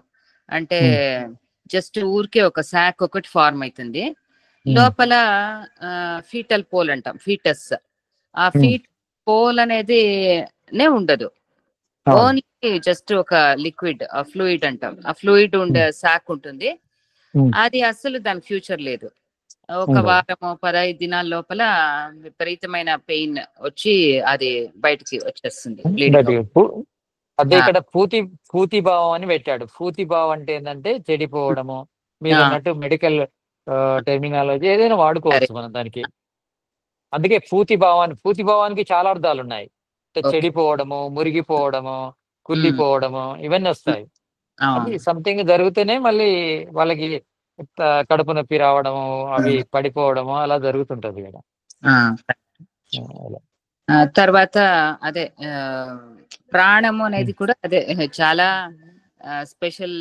ఎప్పుడు ఎట్లా అదే సూక్ష్మ శరీరం స్థూల శరీరంతో కలయికతోనే ప్రారంభం అవుతుంది అంటే యాక్చువల్లీ అదే అక్కడ living and non living matter రెండు కలిస్తే, లేదు రెండు నాన్ లివింగ్ థింగ్స్ తో కలిస్తే మొదలవుతుంది. అంటే కెమిస్ట్రీ, బయోకెమిస్ట్రీ ఇలా మనం ఆలోచిస్తే అది చాలా యూనిక్ ఫీచర్. అందుకోసమే మనుషులకి దాన్ని సృష్టించేదానికి సాధ్యం కాకపోవడం, సాధ్యం కాదు అనేది అనిపిస్తుంది. ఇప్పుడు ఏదైనా కానీ బయోకెమిస్ట్రీలో అన్ని ఇప్పుడు కార్బన్, ఆక్సిజన్, హైడ్రోజన్, నైట్రోజన్ ఇవన్నీ ఆటమ్స్ ఉంటాయి కదా. ప్రతి ఒక్క రియాక్షన్ జరగాలన్నా మైటోకాండ్రియాలో, న్యూక్లియస్ లో, సైటోప్లాజం అన్నిట్లోనూ. బట్ అక్కడ ఎనర్జీ అనేది ఉత్పత్తి అయ్యేది కానీ ఆర్ ప్రాణం అనేది అది కనిపించదు, అంటే దాన్ని ప్రూవ్ చేయలేం. బట్ అది ఉంటేనే ఇవన్నీ జరిగేది. అది లేకపోతే ఫుల్ అన్ని స్టాప్ అయిపోతుంది. కాబట్టినే బయోస్ఫియర్ ఆర్ బయాలజీ అంటేనే ఆ ప్రాణశక్తి ఉన్నవన్నిటినీ బయాలజీ అనేసి అంటాం. అంతే కదమ్మా. చాలా బాగుంది అది విషయం. దేవి గారు ప్రశ్న అడగండి. నమస్తే గురూజీ. నమస్తే జీ. గురూజీ 2 సందేహాలు ఉన్నాయి. ఒకటి వైశేషిక దర్శనం మీద, 2 వచ్చేసి నేను ఇంతవరకు స్టడీ ఒకటి వైశేషిక దర్శనం మీద గురూజీ. వైశేషిక దర్శనం, వైశేషిక దర్శనంలో కణద మహర్షి వచ్చేసి 9 ద్రవ్యాలను లెక్కించారు గురూజీ. పంచమహాభూతాలు, కాలము, గుణాలు, పర్వతాలు మొత్తం కలిపి 9 లెక్కించారు. వీటిలో వచ్చేసి పర్వతాల యొక్క సరళార్థాన్ని వివరించగలరు. వాటి యొక్క మీనింగ్ నేను తెలుసుకోలేకపోయాను. ఇదొక సందేహం గురూజీ. పరత్వము అపరత్వము. పరత్వము అపరత్వం అంటే ఏంటంటే, పరత్వం అంటే దూరంగా ఉన్నది, అపరత్వం అంటే దగ్గరగా ఉన్నది. ఇవి గుణాల్లో వస్తాయి. మనకు 24 దాంట్లో ఇవి కూడా వస్తాయి. పరత్వము, అపరత్వము. దీన్ని కూడా ఒక పదార్థంలా తీసుకొని చెప్పడం జరిగింది. వైశేషిక దర్శనం ఎందుకు తొందరగా అర్థం కాదంటే, అన్ని విషయాలు ఊహాత్మకే ఉంటాయి, తత్వాత్మకం ఉండవు, తత్వంతో కూడి ఉండవు. ఈ పరత్వము, అపరత్వం అంటే ఒక పదార్థం మనకు దగ్గరగా ఉంది, దూరంగా ఉంది, దీనిని కూడా ఒక గుణంలో తీసుకున్నాడు. దగ్గరగా ఉండడం ఒక గుణం, దూరంగా ఉండడం ఒక గుణం. ఈ దగ్గర దూరము, దేశ దూరము, కాల దూరం రెండు ఉన్నాయి. దేశం దేశం విషయంలో కూడా అంటే ఇప్పుడు మనకు ఆ వ్యక్తి అమెరికాలో ఉన్నాడు అంటే దూరంగా ఉన్నాడు. ఈ వ్యక్తి ఇంగ్లాండ్లో ఉన్నాడు అంటే అతనితో పోల్చుకుంటే ఈ వ్యక్తి మనకు దగ్గరగా ఉన్నాడు. దీన్ని అతడు పరత్వం అవుతాడు, ఇప్పుడు ఇతడు అపరత్వం అవుతాడు. అంటే ఇంగ్లాండ్ కంటే కూడా ఇక ఢిల్లీలో ఉన్నాడు ఒక వ్యక్తి అంటే ఇంకా దగ్గర ఉన్నాడు. అంటే ఇదంతా ఏంటంటే ఒకదాన్ని పోల్చుకొని మనము వచ్చే గుణం, ఇది ఒకదాన్ని పోల్చుకుంటేనే వచ్చే గుణం. దూరము దగ్గర అనేది పోల్చుకుంటే వచ్చే గుణము, పోల్చుకోకుంటే రాదు. దగ్గర దూరం అనేది ఎలా ఏర్పడుతుంది? దీనికంటే ఇది దగ్గర, దీనికంటే ఇది దూరం అనే దాని వలన ఏర్పడుతుంది. దీన్నే పరత్వం అపరత్వం అంటారు. కాల దూరం కానీ కాలం కూడా. ఈ వ్యక్తి మనకు దగ్గర వాడు, 100 సంవత్సరాల క్రితం ఉండేవాడు. ఇప్పుడు దయానందుడు ఇట్లా కొన్ని వందల సంవత్సరాల క్రితమే కదా దగ్గర అవుతుంది. ఇంకా వెళ్తే మరి వ్యాసుడు ఇంకా దూరము, ఇంకా వెళ్తే పతంజలి, అలా ఇంకా లోపలికి వెళ్తే అగ్ని, వాయు, ఆదిత్య, అంగిరస, ఈ ఋషులు ఇంకా దూరం. ఇలా కాల దూరం. దీన్నే పరత్వము అపరత్వం కింద చెప్పడం జరిగింది. మనం వైశేషిక దర్శనం చదువుకున్నప్పుడు కొంచెము ఇంకా స్టాండర్డ్ గా చదవవలసి ఉంటుంది, అంటే మనం బాగా గట్టిగా వినవలసి ఉంటుంది. ఈ సాంఖ్య దర్శనం కంటే కూడా అదో రకంగా అనిపిస్తుంది. ఇది హార్డ్ అయినప్పటికీ అది కొంచెం అర్థం కాని సబ్జెక్టు, హార్డ్ ఏం కాదు కానీ అలా వస్తుంది పరత్వం అపరత్వం. ఇదేనా మీకు ఉన్న సందేహం?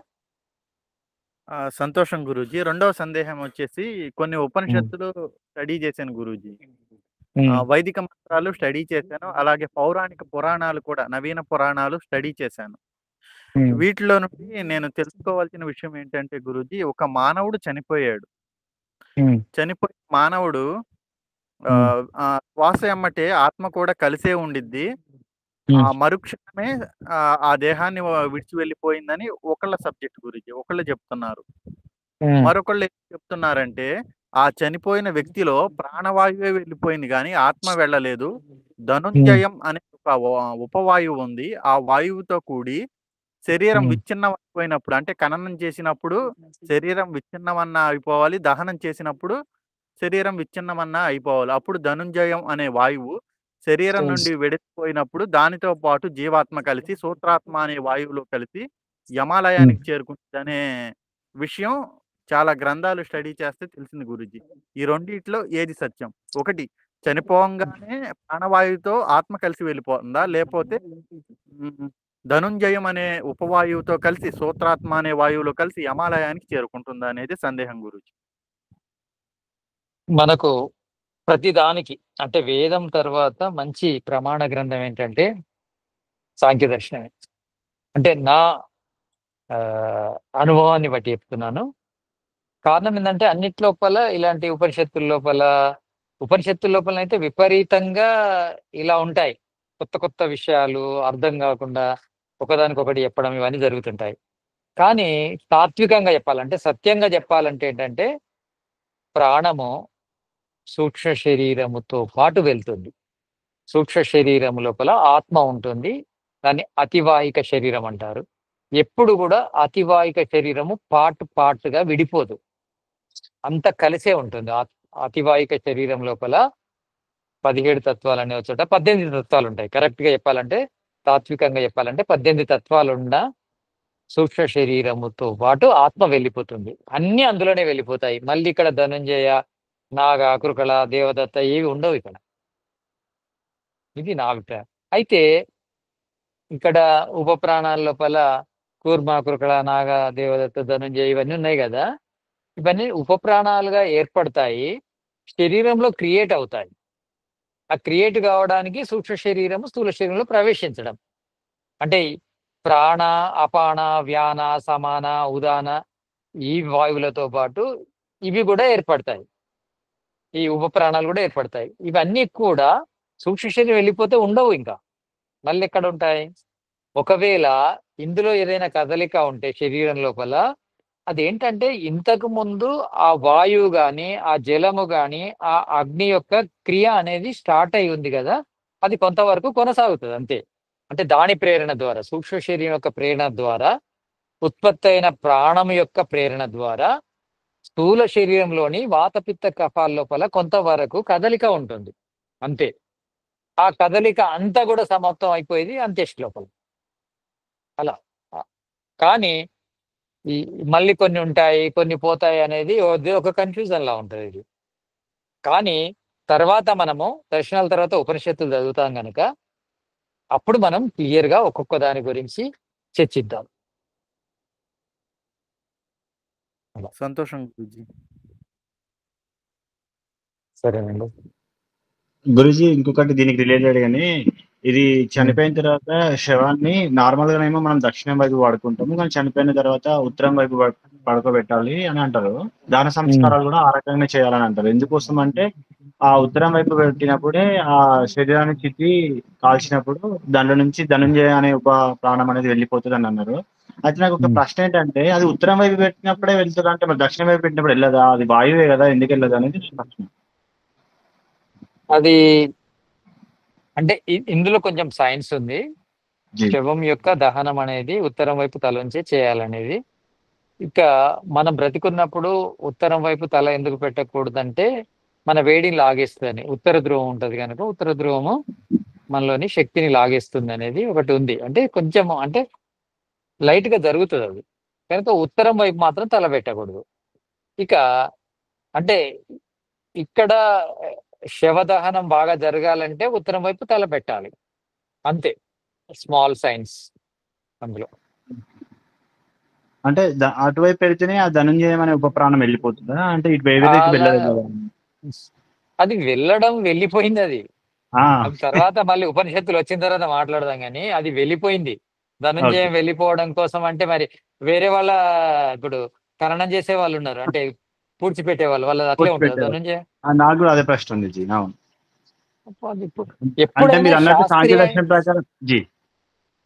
శాస్త్రీయంగా మాట్లాడాలి, సాంఖ్య దర్శనం ప్రకారమే మాట్లాడాలి. మనం సాంఖ్య దర్శనం చదువుకున్నాం కనుక ఇంకా చదువుకోని వాళ్ళు వేరు ఇంకా.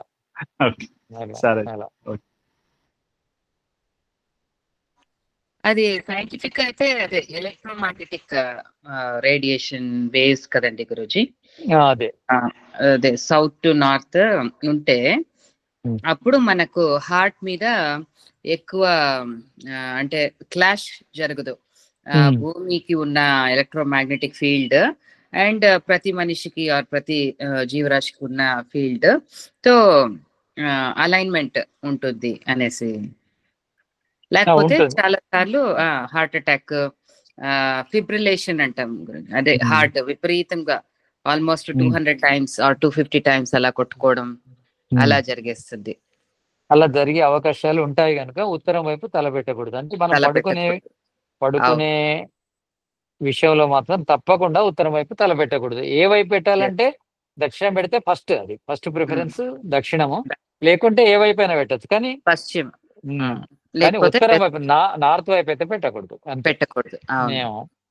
అందుకే మనకు దిక్కులు కూడా తెలిసి ఉండాలి. ఇప్పుడు మనం అపార్ట్మెంట్ లో ఉన్నాము, తూర్పు అంటే ఇప్పటి పిల్లలకి చెప్తున్నాను, నార్త్ ఈస్ట్ సౌత్ వెస్ట్ ఏవి తెలియవు, కానీ మన కనీసం బెడ్రూమ్ లో అయినా అలా కట్టించుకోవాలి.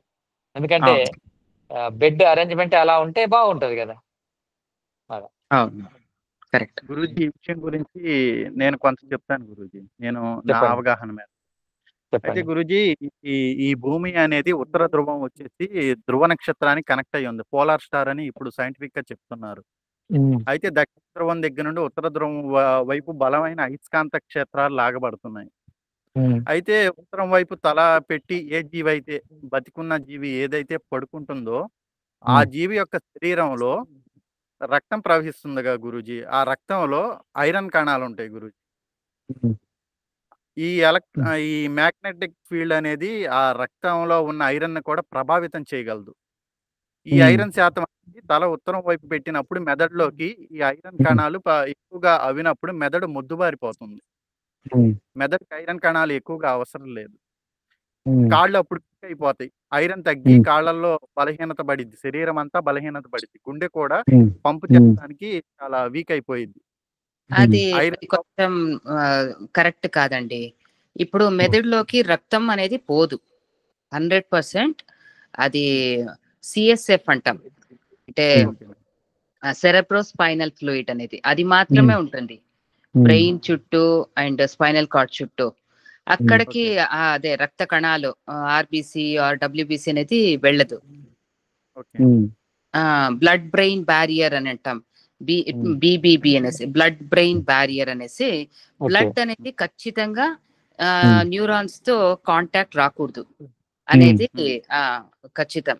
అది ఒకవేళ అదే కొన్నిసార్లు హ్యామరేజ్ అవుతుంది కదా, బ్లడ్ డ్యామేజ్, బ్లీడింగ్ అంతా. సో అందుకోసమే అవి చనిపోయేది న్యూరాన్స్. ఎప్పుడు డైరెక్ట్ గా కాంటాక్ట్ వస్తే అప్పుడు అవి షాక్ లకు వెళ్ళిపోతాయి న్యూరాన్స్, అవి చనిపోతాయి, డెత్ అవుతాయి. సో కాబట్టి మనకు బ్రెయిన్ లోపల, బ్రెయిన్ చుట్టుపక్కల అంతా ఓన్లీ సిఎస్ఎఫ్ అంటాం, సెరెబ్రో స్పైనల్ ఫ్లూయిడ్ మాత్రమే ఉంటుంది. అది మీరు చెప్పింది కొంతవరకు కరెక్ట్. అదే మీరు అదే ఐరన్ కంటెంట్ ఉంటుంది బ్లడ్ సెల్స్ లో అండ్ అదే సర్క్యులేషన్ లో ప్రభావితం అవుతుంది అన్నారు కదా, అది కరెక్ట్. అందుకోసమే హార్ట్ మీద ప్రభావం ఎక్కువ అవుతుంది ఈ ఎలక్ట్రోమాగ్నెటిక్ వేవ్స్ వలన. హార్ట్ బ్లడ్ సర్క్యులేషన్ చాలా ప్రభావితం అవుతుంది. అందుకోసమే అది బీపీ లెవెల్స్ ఆర్ ఇది హార్ట్ బీట్, హార్ట్ రేట్ ఇవన్నీ మినిమల్ లెవెల్లో ఉండాలి, సింక్ అయి ఉండాలి. అంటే మనం అదే సౌత్ టు నార్త్ అలానే మనం పడుకోవాలి అనేసి గురించి చెప్తున్నట్టు కరెక్ట్. అదే వాస్తు శాస్త్రంలో కూడా ఇదే చెప్తారు. ఇది కరెక్ట్ అన్నమాట. కరెక్ట్ గా చెప్పారు మేడం. నేను కూడా వాస్తు శాస్త్రం అనేది స్టడీ చేస్తున్నాను. ఆ అవగాహనతో ఊహించి చెప్పిన మాటలు మేడం. కరెక్ట్ అండి. సంతోషం మేడం. North side తలపెట్టకూడదు. ఒకటి నిద్ర విషయంలో కూడా చాలా జాగ్రత్త తీసుకోవాలి. అంటే మెడిటేషన్ మనకు బాగా జరగాలంటే నిద్ర బాగుండాలి. నిద్ర బాగా లేకుంటే మెడిటేషన్ ఉండదు, ఇది నిజం. అయితే చాలా మంది ఏంటంటే మెడిటేషన్ చేసుకోవాలని నిద్రను త్యాగం చేశారనుకోండి, మనిషి శరీరాన్ని బట్టి 7 to 9 hours వరకు నిద్ర అవసరం ఉంటుంది. బాగా మంచి శరీరం అయితే 5.5, 5 hours, 4 hours కూడా తగ్గించవచ్చు మన శరీరం యొక్క ఆరోగ్య స్థితిని బట్టి, మనం తీసుకునే పదార్థాలను బట్టి. కానీ ప్లస్ క్వాలిటీ ఆఫ్ స్లీప్, అదే చాలా గాఢ నిద్రపోతే గాఢ నిద్ర పోవాలి. మళ్ళీ చాలు. గాఢ నిద్ర ఎక్కువ ఉన్నప్పుడు 4-5 hours కూడా సరిపోతుంది. గాఢ నిద్ర యొక్క పర్సెంటేజ్ ని బట్టి మన నిద్ర యొక్క స్లీపింగ్ అవర్స్ అనేది పెరగడం తగ్గడం జరుగుతూ ఉంటుంది. కానీ మనం బాగా ఫోకస్ చేయాలి. త్రయోపస్తంభ ఆహార నిద్ర బ్రహ్మచర్యమితి. 3 ఆరోగ్యానికి స్తంభాలు: ఆహారము, నిద్ర, బ్రహ్మచర్యము. ఇందులో ఆహారం గురించి చాలా మంది చెప్తారు, కానీ నిద్ర గురించి చెప్పరు. కానీ ఆహారం అనేది సెట్ చేసుకోవచ్చు, ఇంకా నిద్ర సెట్ చేసుకోవడం కష్టం అవుతుంది. ఎందుకంటే 5-6 hours దానికి టైం ఇవ్వాలంటే అంత ఓపిక ఉండాలి, అంత మనకు అదృష్టం ఉండాలి పడుకోవడానికి. కానీ నిద్రపోవడం చాలా ఇంపార్టెంట్. ఆరోగ్యానికి కానీ, మనస్సుకు కానీ, ధ్యానానికి కానీ, ఇంకా ఏ పురుషార్థం చేయాలన్నా నిద్ర చాలా ముఖ్యమైనది. నిద్ర నాకు అనిపిస్తుంది, సమాజాన్ని చూస్తున్నప్పుడు నిద్రపోకుండా తిండి కోసం కష్టపడుతున్నారు. అలాంటి పరిస్థితులు ఉండకూడదు. చాలా రిలాక్స్గా పడుకొని రిలాక్స్గా లేవగలగాలి. అంత హడావుడిగా లైఫ్, దీనివల్ల యాక్సిడెంట్లు జరగడము, అనారోగ్యం రావడము, ఇదంతా కూడా ఒక రకంగా చెప్పాలంటే ఆర్థిక స్థితి బాగలేకపోవడం, ఫైనాన్షియల్ ప్రాబ్లమ్స్ వల్ల మనుషులకి నిద్రను త్యాగం చేయడము, ఆహారాన్ని త్యాగం చేయడము, హడావుడిగా పరిగెత్తడము. ఆ చూడండి, ఒక ఆటో లోపల 10 మందిని 12 మందిని ఎందుకు కూర్చోబెడతారు? ఆటో వ్యక్తికి బాగా డబ్బులు రావాలి, డ్రైవర్కి. వీళ్ళు కూడా తక్కువ డబ్బులతోని ప్రయాణం చేయాలి. అంటే ఫైనాన్స్ ప్రాబ్లమే కదా ఇది. అంటే ఫైనాన్స్ ప్రాబ్లం వల్ల ఎన్నో రకాల ప్రమాదాలు జరుగుతున్నాయి, అనారోగ్యాలు వస్తున్నాయి. ఇవన్నీ కూడా ఆలోచించాలి మనం. మెయిన్ అదే ఆ యుఎస్, ఇంగ్లాండ్ వాళ్ళ కోసం వీళ్ళు పనిచేస్తున్నారు కాబట్టి సాఫ్ట్వేర్ చాలా వరకు గురుజీ నైట్ షిఫ్ట్లు అంతా బీపీఓస్ అందరూ చేసేది పాపము ఈ డబ్బుల కోసమే. మన ఇండియన్స్ చాలా వరకు యంగ్స్టర్స్ నిద్ర లేకుండా ఇలా వర్క్ చేయడము, ఇట్లాంటి వర్క్ కల్చర్ రావడం కారణము మన ఆర్థిక పరిస్థితి. ఆర్థిక పరిస్థితి ఈ దీనంగా ఉండడం వల్ల కడుపు నిండా తిండి, కళ్ళ నిండా నిద్ర లేకుండా పోతుంది మనుషులకి. కానీ కనీసం మా మెడికల్ ఫీల్డ్ లోను అంతే గురుజీ, చాలా చాలా నిద్ర అనేది అది అసలు కుదరదు. మాకు ఎస్పెషలీ అనస్థీషియా, ఆబ్స్టెటిక్స్, అదే డెలివరీస్ తో డీల్ చేయడం వాళ్ళు, పీడియాట్రిక్ ఆర్ సర్జన్స్ చాలా వరకు నిద్రని పూర్తిగా త్యాగం చేస్తున్నారు. కనుక మీ వృత్తి లోపల త్యాగం ఉంది, గొప్పతనం ఉంది. కానీ మామూలు వ్యక్తులు కూడా నిద్రను పోగొట్టుకొని పనిచేయడం అనేది బాధాకరంగా ఉంది. ఇప్పుడు అదే మొబైల్ ఫోన్లు ఎక్కువ రాత్రిపూట చూసుకొని, అది ఒకటి కారణం ఉంది. ఎందుకంటే ఈ టీవీ రావడమే నిద్రను చెడగొట్టిందంటే మొబైల్ ఫోన్స్ ఇంకా కూడా చెడగొట్టాయి. ఈ నిద్ర తగ్గిపోవడం అనేది అనేక రకాల రోగాల కారణం అవుతుంది. అంటే మానసిక, శారీరక రోగాలకు. చాలా మంది ఏం తిన్నారు, ఎలా రోగం వచ్చింది ఆలోచిస్తున్నారు. కానీ ఈ తిండి, నిద్ర, మనకు ఇంకొకటి మూడవది మోషన్ ఫ్రీ. చాలా ముఖ్యమైనవి. ఇవి చాలా ముఖ్యమైనవి. ఇవి 3 ఉన్న తర్వాత ఏదైనా వ్యాధి వస్తే అప్పుడు డాక్టర్ దగ్గరికి వెళ్ళి టెస్టులు చేయించుకోవాలి. ఈ 3 మనం చక్కబెట్టుకోకుండా రోగం ఉంది అంటే ఈ మూడిట్లో ఏదో కారణం ఉంటుంది కంపల్సరీ.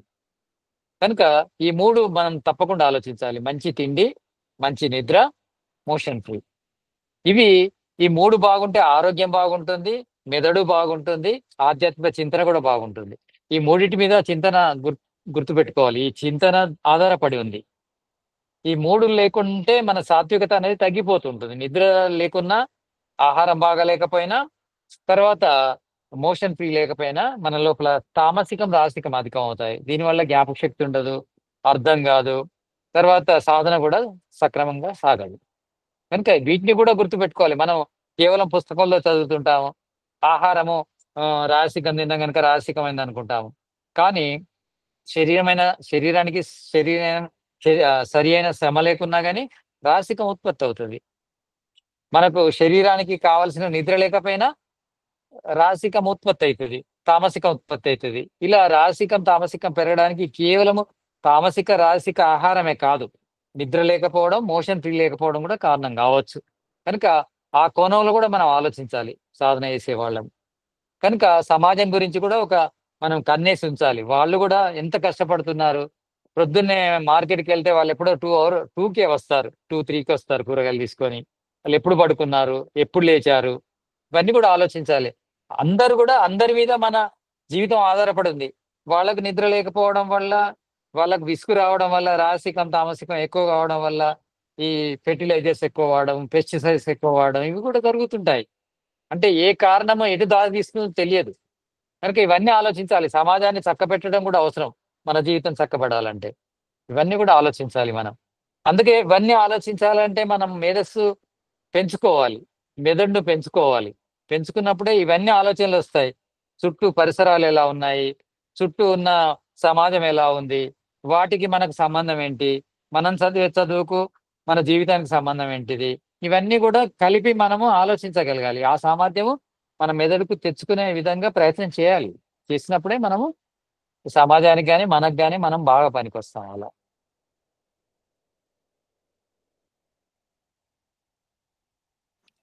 గురుజీ, మీరు జ్ఞానాన్ని మెదడులో బాగా పెంచుకోవాలంటే ఫస్ట్ విన్న జ్ఞానాన్ని, అంటే శ్రవణం ద్వారా విన్న జ్ఞానాన్ని, చదివిన జ్ఞానాన్ని మననం ద్వారా రిపీట్ చేయాలి. మననం ద్వారా చేసిన దాన్ని మనం ధ్యానంలో కూర్చున్నప్పుడు విశ్లేషించాలి అని చెప్పారు. ఆ రకంగా జ్ఞానం అనేది నిక్షిప్తమవుతున్నారు.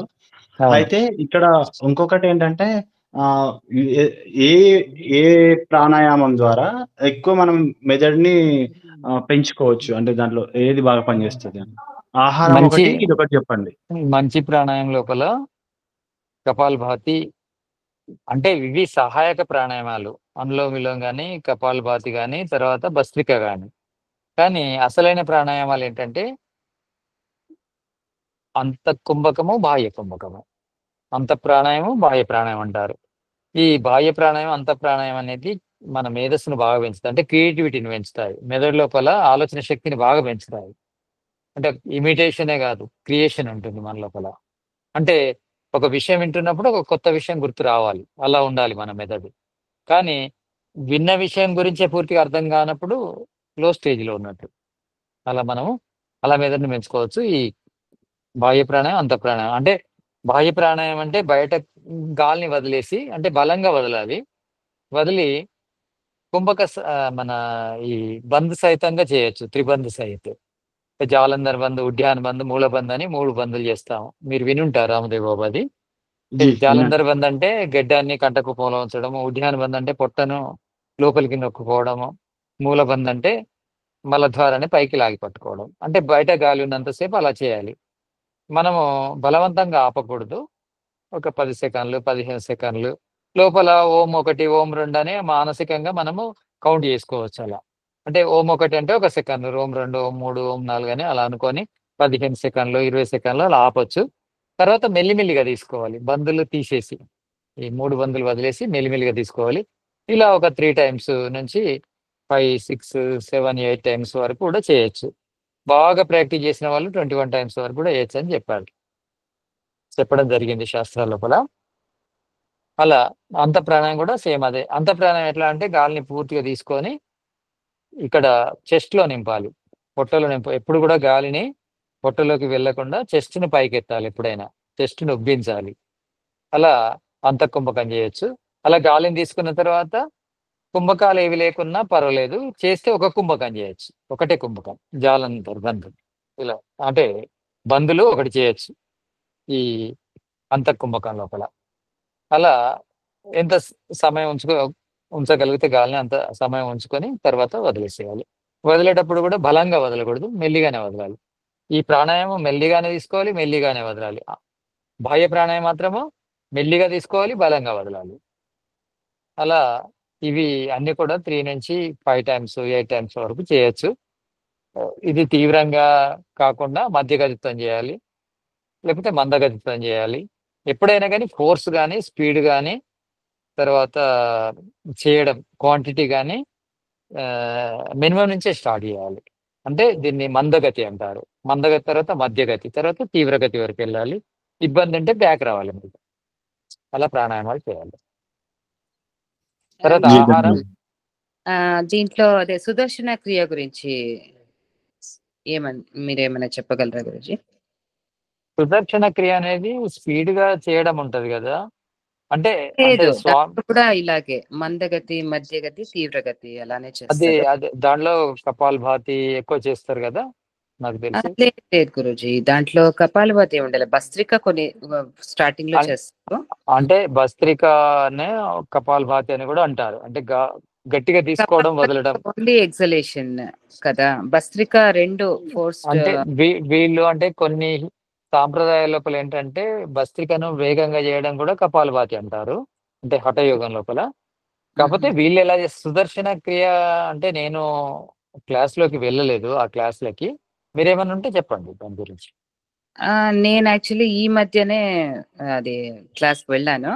బట్ యాక్చువల్లీ నాకు ఒక 20 years బ్యాకే ఇంకొక క్రియ ఒకరు ఉపదేశం చేసిండ్రు గురుజీ. అంటే అచ్యుతాశ్రమం అనేసి హంపి దగ్గర, వాళ్ళది కూడా ఇలానే అంతర్ ప్రాణాయామ.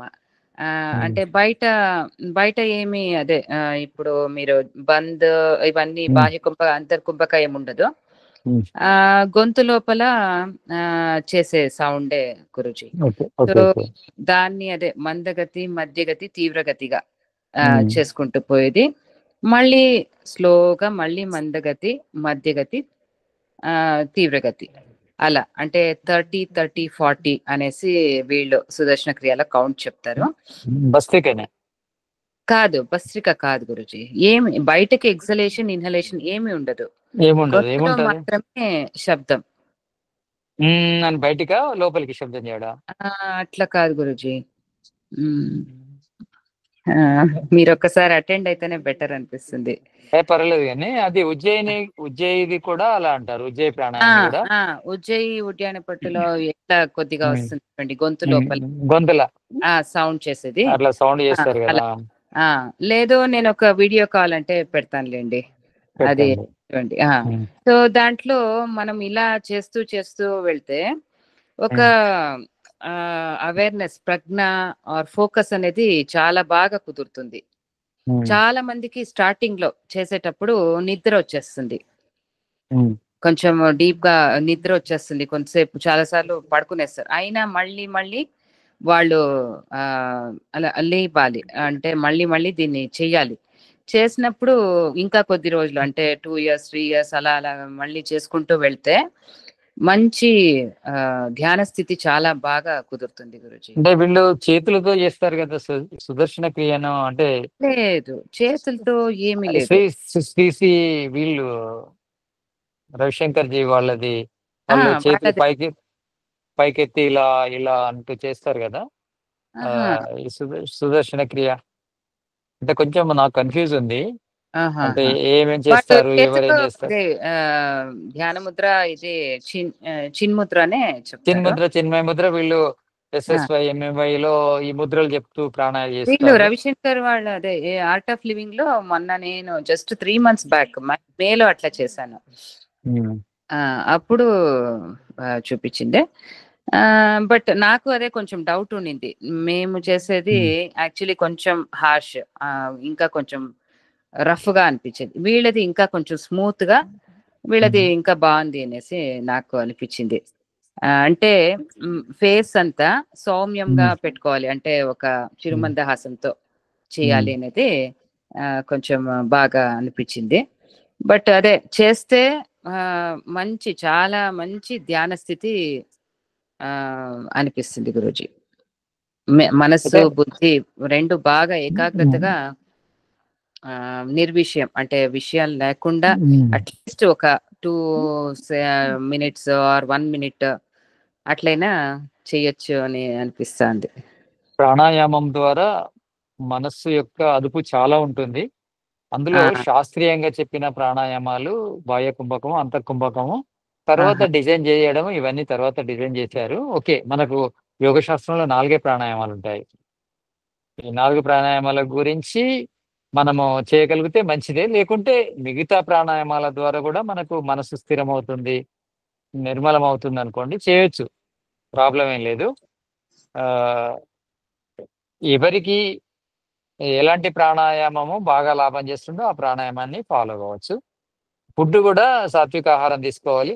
తర్వాత ఈ బాహ్య కుంభకము, అంతఃకుంభకం, ఈ 2 ప్రాణాయామాలు కూడా ప్రెగ్నెన్సీ ఉన్న వాళ్ళు చేయకూడదు. తర్వాత మంత్లీ పీరియడ్స్ అప్పుడు కూడా చేయకపోవడం బెటర్. ఇది అంటే కుంభక సహిత ప్రాణాయామాలు చేయొద్దు. ఇక ఆ టైం లోపల ఏమైనా ప్రాణాయామాలు చేయాలంటే ప్రెగ్నెన్సీ ఉన్న వాళ్ళు కానీ, ఆ పీరియడ్ ఉన్న వాళ్ళు కానీ ఈ భస్త్రిక, అనులోమ విలోము మందగతితో చేసుకోవచ్చు. అది కూడా మెయిల్ చేస్తుంది. అనులోమ విలోమ ప్రాణాయామం 4 left to right, right to left ఒక సైకిల్ అవుతుంది కదా, అలా సైకిల్ని కూడా చాలా స్లోగా, అంటే ఒక గాయత్రి మంత్రం వరకు మనసులో గాయత్రి మంత్రం చెప్పిస్తూ అలా చేసుకోవడం ద్వారా ముఖ్యంగా ప్రెగ్నెన్సీ ఉన్న వాళ్ళకి అది బెటర్ అని స్వామీజీ కూడా చెప్పడం జరిగింది. అంటే మంచి, అంటే లోపల ఉన్న శిశువుకి మంచి ఫీలింగ్స్ వస్తాయని, అలా ఆరోగ్యం కూడా బాగుంటుందని చెప్పడం జరిగింది. అలాంటి ప్రయోగాలు చేసుకోవచ్చు, కానీ ఏదైనా కానీ తీవ్రంగా చేయకూడదు. మందగతితోనే స్టార్ట్ చేయాలి ప్రాణాయామం ఏదైనా. మధ్యగతి తర్వాత తీవ్రగతి వరకు వెళ్ళే ప్రయత్నం చేయాలి. ఏమైనా ఇబ్బంది ఉంటే బ్యాక్ రావాలి, అది మాత్రం పాటించాలి. గురుజీ మారీజా సరస్వతి గారు అంటే ఈ 4 ప్రాణాయామాలే చెప్పారు కదండి, అంటే ఇవన్నీ ప్రామాణికమైన గురుజీ తత్మవన్నీ వీళ్ళు చేసేవన్నీ? ప్రామాణికము కాకున్నా కొన్ని కొత్తగా కూడా మనం సృష్టించుకున్నాము. సెల్ ఫోన్ లేదు, ప్రామాణికం కాదు, వాడుతున్నాము. అయితే కొన్ని వాడచ్చు, కానీ వాడినప్పుడు మన యుక్తిని మన మేధస్సును ఉపయోగించాలి. అలా కొత్త కొత్త విషయాలు కూడా మనం చేయొచ్చు, కానీ ఆ కొత్త విషయాలు మన ప్రామాణిక విషయాలకి వ్యతిరేకంగా ఉండకూడదు, అది చూడాలి. కనుక ప్రతిదీ కూడా అందులో ఉన్నట్టే చేస్తానంటే కూడా కుదరదు. అందులో ఉన్నది కాకుండా కొంత మన ఇబ్బంది లేకుండా మార్చుకోవచ్చు పద్ధతులను. ఇక్కడ కూడా ప్రాణాయామాల ప్రామాణికం 4 అయినప్పటికీ మిగతాయి కూడా మనము మన ఆరోగ్యాన్ని దృష్టిలో పెట్టుకొని, మన మనసును దృష్టిలో పెట్టుకొని చేయొచ్చు. మన ఆరోగ్యానికి ఏం సమస్య వస్తలేదు, మనసుకి సమస్య వస్తలేదు అనుకోండి కంటిన్యూ చేయొచ్చు. కానీ ప్రాబ్లమ్స్ వచ్చినాయి అనుకోండి, వేడి బాగా పెరుగుతుంది, లేకపోతే మెదడు లోపల బాగా చంచలం వస్తుంది అన్నప్పుడు ఆపేసేయాలి. అలా అదే కొంతవరకు ఓపెన్ మైండెడ్నెస్ ఉండాలి కదండి గురుజీ. అంటే కొంత ఆ, ప్రతిదీ కూడా పుస్తకంలో ఉందే చేద్దామంటే కుదరదు. పుస్తకంలో చదువుకున్న జ్ఞానం ద్వారా దానికి వ్యతిరేకంగానే పనులు ఎన్నైనా చేయొచ్చు మనం. దానికి వ్యతిరేకంగా ఉండకూడదు, దాన్ని సమర్థించే విధంగా ఉండాలి. ఆ ఒక్క లక్షణం చేసుకుంటే సరిపోతుంది. కానీ అదే చేస్తా అంటే కూడా కుదరదు. కొన్ని కన్వర్ట్ అవుతుంటాయి విషయాలు. కన్వర్షన్ కూడా అవసరం మైండ్ లోపల. అలా మనస్సును సత్యానికి అనుకూలంగా మార్చుకోవాలి. అంటే ఇక్కడ వేదం కానీ స్మృతులు కానీ చెప్పేది ఏంటంటే సత్యానికి వ్యతిరేకంగా పోకూడదు. ఆ సత్యము యొక్క మూలం దొరికింది అనుకోండి, మనము ఈ ఆధునిక వ్యవహారంలో కూడా తప్పులు చేయకుండా ఉండొచ్చు. అలా కానీ దాని మూలాన్ని తెలుసుకోవాలి, మనం దాని సారాన్ని తెలుసుకోవాలి. ఆ స్మృతుల యొక్క సారాన్ని మనం పొందామనుకోండి, ఈ ఆధునిక వ్యవహారంలో కూడా మనం పర్ఫెక్టే ఉంటాం. అలా అందుకే మూర్ఖంగా మాకు స్వామీజీ చెప్పడం జరిగింది. రాజు దీక్షిత్ గారు నాకు మంచి అది ఉండేది, అంటే మంచి ఫ్రెండ్షిప్ ఉండేది. అప్పుడు నేను సంస్థలో ఉన్నప్పుడు అప్పుడే చనిపోయారు రాజు దీక్షిత్ గారు. ఎలా జరిగింది అనేదానికి స్వామీజీ బాధపడుతూ చెప్పారు, నేను అల్లోపతిక్ మెడిసిన్ తీసుకోను, మల్టీనేషనల్ కంపెనీకి సంబంధించిన మెడిసిన్ తీసుకోనని మారాం చేశారంట రాజు దీక్షిత్ గారు. ఎందుకంటే నేను దానికి వ్యతిరేకంగా మాట్లాడాను, అల్లోపతికి వ్యతిరేకంగా మాట్లాడాను. అప్పుడు బాగా సివియర్ అయిపోయింది. తర్వాత ట్రీట్మెంట్ కూడా తనకి ఇద్దామంటే అన్కాన్షియస్ అయ్యిండు, అది కుదరలేదు. అంటే మూర్ఖత్వం కూడా ఉండకూడదు. అలా కనుక మనము ప్రాణాయశన అంటాడు చరకుడు. మొదలు ప్రాణాయశన, తర్వాత విత్తైషణ, తర్వాత పరలోకైషణ. ప్రాణాయశన, ధనైషణ, పరలోకైషణ అంటాడు. అంటే ఫస్ట్ ప్రాణాన్ని కాపాడుకునే ప్రయత్నం చేయాలి. దానికోసం ఏదైనా చేయాలి. అంటే ఏదైనా చేయాలి అంటే అర్థం ఏంటంటే ప్రాణాన్ని కాపాడుకుంటే ధర్మాన్ని మనము పాటించవచ్చు, ధర్మాన్ని ప్రచారం చేయొచ్చు. కానీ ప్రాణాన్ని కాపాడుకోలేదు అనుకోండి మూర్ఖత్వంతో, కానీ ప్రాణం పోయిన తర్వాత ఏం చేస్తాము? ఏం చేయలేము. కనుక ఇది కూడా ప్రమాణమే. ప్రాణాన్ని కాపాడుకోవడం ప్రమాణమే. కనుక ప్రాణాన్ని కాపాడుకోవడం కోసం అల్లోపతిక్ మెడిసిన్ వాడడం కూడా ప్రమాణమే అవుతుంది. అల్లోపతిక్ మెడిసిన్ వాడుకోవాల్సి వస్తే వాడుకోవాలి, మరి ప్రాణాన్ని రక్షించుకోవడం ముఖ్యం. అలా మూర్ఖంగా ఉండకూడదు. శక్తి యుక్తి రెండు ఉండాలి. శక్తి యుక్తి రెండు ఉండాలి. మనము అందుకే బాగా చదువుకొని మెదడును బాగా పెంచుకుంటేనే ఎక్కడ దేన్ని వాడుకోవాలి, ఎంత వాడుకోవాలి, దేన్ని వాడకూడదు, ఎంత వాడకూడదు అనేది అర్థమవుతుంది. లేకుంటే ఊరికి అర్థం కాదు. అంటే ఏదో పల్లవి గ్రహి అయినంత మాత్రాన అర్థం కాదు. అంటే ఆ చిగురుటాకులను చూసినంత మాత్రాన మొక్క చరిత్ర చెప్పలేము. కనుక మనము తేనెటీగ కావాలి. ప్రతి శాస్త్రంలోని సారాన్ని తీసుకొని ఏ విధంగానైతే తేనెటీగ ప్రతి పుష్పంలోని మకరందాన్ని సేకరించి తేనెను తయారు చేస్తుందో, మనం కూడా ప్రతి శాస్త్రంలోని సారాన్ని తీసుకొని సత్యాన్ని తయారు చేయాలి. అంటే సత్యం కూడా తేనె లాంటిది. తేనె పలుకులు అంటారు. తేనె పలుకులు అంటే సత్యంతో కూడిన పలుకులు. సత్యంతో కూడిన పలుకులు ఎలా అవుతాయంటే తేనెటీగ లాగా మనం ప్రతి పుష్పం యొక్క మకరందాన్ని సేకరిస్తే, అంటే ప్రతి గ్రంథం యొక్క సారాన్ని తీసుకుంటేనే మన పలుకులు సత్య పలుకులు అవుతాయి. అలా గురుజీ ఇందాక మీరు ఏంటిది వారి యొక్క సంస్కారాన్ని బట్టి జైగోట్ వాళ్ళ శరీర నిర్మాణం అనేది ఏర్పడుతుంది, అనుగుణంగానే జీవి అనేది బయటకు వస్తారు అన్నారు కదా. అయితే ఇక్కడ శరీర నిర్మాణాన్ని బట్టి వ్యక్తి ఎలాంటి వాడో కూడా అంటే ముఖ కలయికలు కానీ వారి యొక్క ఆకృతి కానీ దాన్ని బట్టి చెప్పగలుగుతారా అండి? జెనెటిక్స్ లో తెలుస్తుంది అది విషయం కొంతవరకు. అంటే డాక్టర్ గారికి తెలిసి ఉంటుంది. జెనెటిక్స్ ద్వారా కొన్ని లక్షణాలు. నా ప్రశ్న ఏంటంటే ఇప్పుడు ఒక వ్యక్తి యొక్క స్వభావం అనేది కొంతమంది ముఖం చూసి చెప్తున్నాడు అతను ఇలాంటి వాడు అని అంటారు కదా, అంటే ఆ రకంగా చెప్పచ్చా అని అడుగుతున్నాను. అది అస్సలు కుదరదు కదా.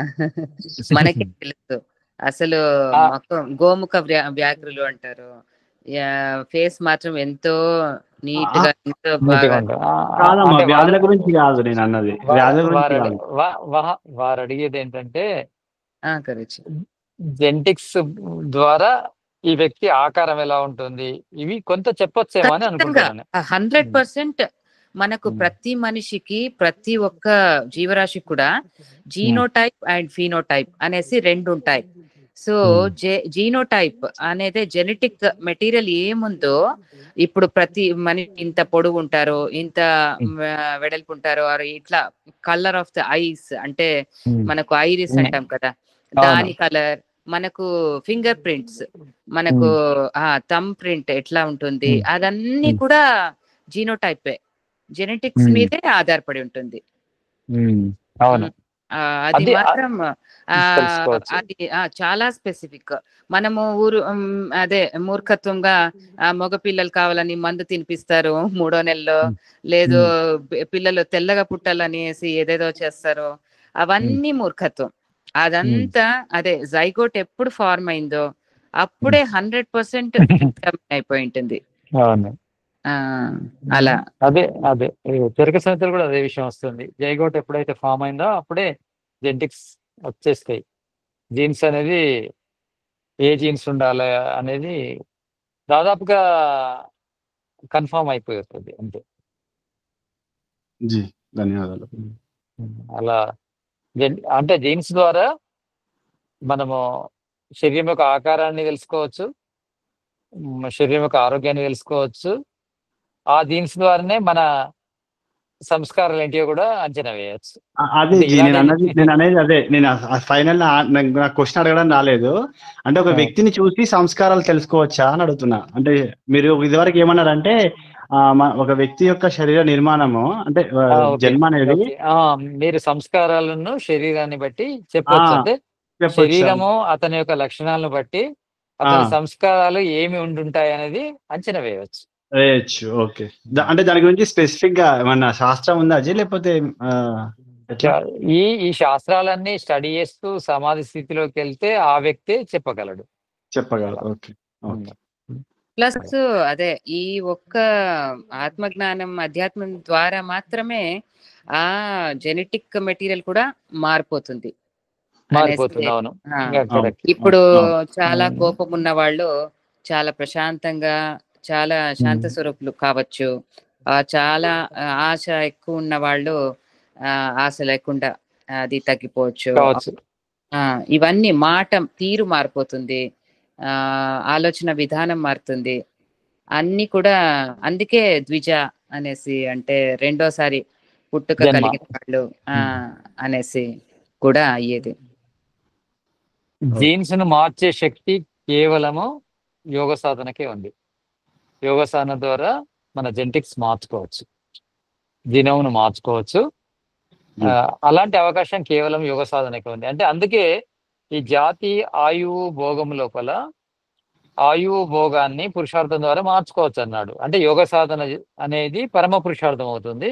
పరమ పురుషార్థం ద్వారా మన ఆయువును భోగాన్ని జాతిని మార్చుకోరాదంటే మనిషిగా పుట్టిన వ్యక్తి మనిషిగానే ఉంటాడు, కానీ మనిషి లోపల ఉన్నతమైన మనిషి కావచ్చు. అంటే ఆయువును పెంచుకోవచ్చు. ఆయువు అంటే శరీర నిర్మాణాన్ని, మెదడు నిర్మాణాన్ని మార్చుకోవచ్చు. అంటే శరీరం యొక్క నిర్మాణాన్ని పూర్తిగా మార్చవచ్చు. తర్వాత భోగాన్ని మార్చవచ్చు. భోగం అంటే ఏంటంటే మన యొక్క సామర్థ్యాన్ని మార్చుకోవచ్చు. కనుక అంటే భోగము, ఆయువు పురుషార్థం ద్వారా మారుతాయి. అంటే దాని అర్థం ఏంటిది? యోగ సాధన ద్వారా మన జీన్స్ ను మార్చుకోవచ్చు. అలా అలా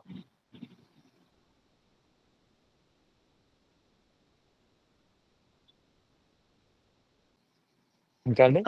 అమ్మ సంధ్య గారు, నేను ఇద్దరు కూడా మీకు గ్రూప్ లో చెప్పాను.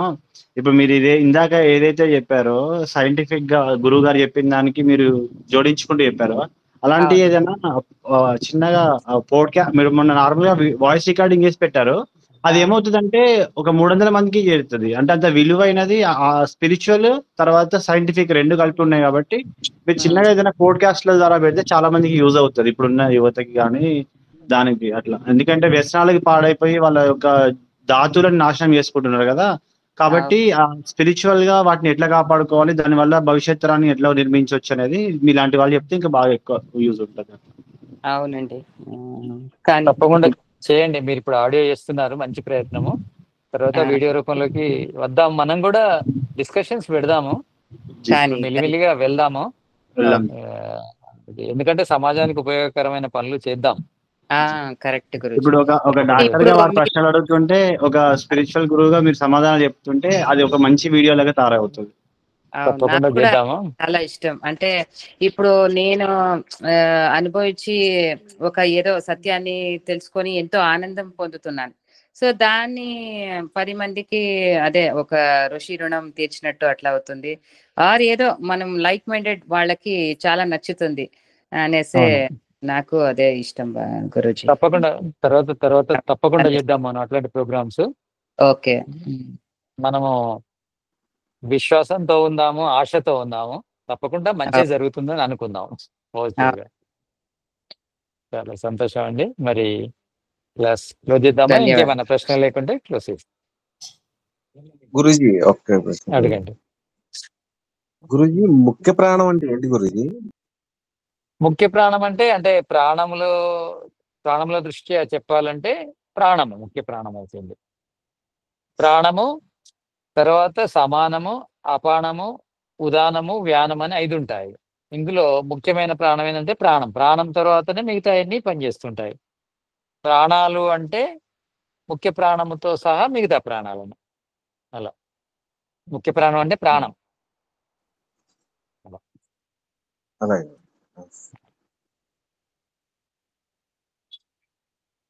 ఇంకా క్లోజ్ చేద్దామా? జీ శాంతి పాఠి. ఓం దేవ్ శాంతిరంతరిక్షరుం శాంతి పృథివీ శాంతి ఆపః శాంతి ఓషధయ శాంతి వనస్పతయ శాంతిర్విశ్వే దేవాః శాంతి బ్రహ్మ శాంతి సర్వం శాంతి శాంతిరేవా శాంతి సామా శాంతిరేది. ఓం శాంతి శాంతి శాంతి. नमस्ते, प्रणाम, सबको नमन. नमस्ते गुरुजी.